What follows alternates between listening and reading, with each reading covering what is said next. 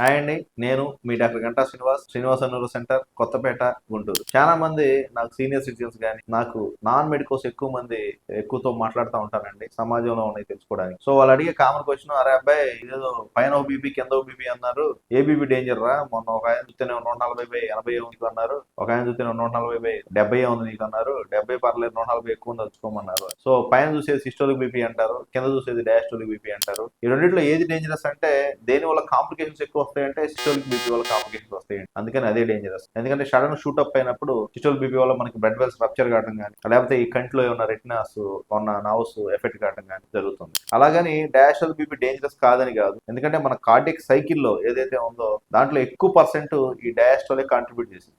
So అందుకని diastole BP ఎక్కువసేపు ఉండేది కాబట్టి 2/3 డయాస్టోల్ బీపీ కూడా డేంజరస్. కానీ బెటర్ చెప్పడానికి దీంట్లో ఎక్కువ కాంప్లికేషన్ వస్తాయి కాబట్టి ఇది డేంజరస్. కానీ మనం రికార్డ్ చేసేటప్పుడు రెండు ఇంపార్టెంట్ అంటే, బట్ మన డ్రగ్స్ తీసుకున్నప్పుడు రెండు బీపీలు మెజర్ చేయాలి. రెండు బీపీలు ఉన్నదాన్ని కంట్రోల్ చేస్తున్నట్లయితే చూసుకోవాలి. ఒకదానికి దేనికి దాన్ని విడగొట్టలేదు. రెండు కన్నులో ఏ కన్ను బెటర్ అంటే ఎట్లాగో అట్లానే రెండు బీపీలో సిస్టోల్ బీపీ ఇంపార్టెంటే, డయాస్టోలిక్ బీపీ ఇంపార్టెంటే. Thank you.